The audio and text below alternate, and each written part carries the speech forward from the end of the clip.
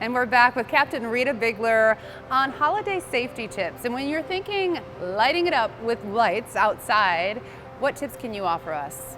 So I'd like to say start with a plan. Having a plan for outdoor lighting involves thinking about where your electrical outlets are. How many lights can you actually plug into each other? And then how many extension cords that you need. Because if you think about this, once you start that project, that's when you start running into problems if you actually don't have a plan for lighting up the outside. Okay, if you take those lights inside, how careful do you have to be with the live trees and the light combination? So one of the things we want to think about with the indoor lighting on a tree is actual lights, and the heat that they put off will dry out our Christmas tree. Not necessarily promoting LED lights, but if you look at the new LED lighting that they're making, they actually put off less heat and they're more energy efficient. So that's a good option to put on your Christmas tree, making sure that whether it's indoor or outdoor, that the lights are not frayed, that the cords are not frayed, and that you actually have some good connections. Okay, so you have some examples here.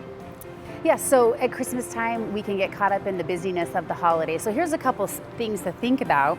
If you consider doing an extension cord that has just a built-in timer, this way you don't actually have to go turn the lights off of your Christmas tree at night or when you leave the home or even outside. One of the other things that we recommend is we talk about extension cords. One of the things you never want to do is hook an extension cord to another extension cord, right? So then we get into this bigger one. And now this one gives us the ability that this is our main electrical source into the house. And we've got a nice good source here that's an extension cord, but we can actually plug other sources into this. So just a couple other safety options just to take the thought process out of safety at Christmas.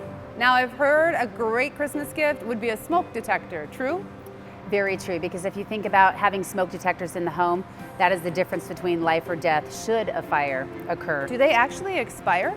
We actually recommend that you change those smoke detectors every 10 years. We want you to change the batteries in them every year, but change the actual unit every 10 years, so they do expire. Okay, consider this your reminder then. And are there any more safety tips you'd like to share? So a couple things that when we talk about smoke detectors is that it's a good idea to lightly vacuum or dust off the exterior surface of a smoke detector, because those dust particles and cobwebs will actually cause that smoke detector to malfunction. Many times we see when we go on calls, and the one thing that firefighters will do is they'll actually look in people's homes and make sure that you have working smoke detectors. We'll push the button. If we'll hear the beeping sound, we'll remind you that that means you need to change the battery. So some of the reasons, if you take care of that smoke detector, you can avoid those going off on a false way. Okay, thank you so much, Captain.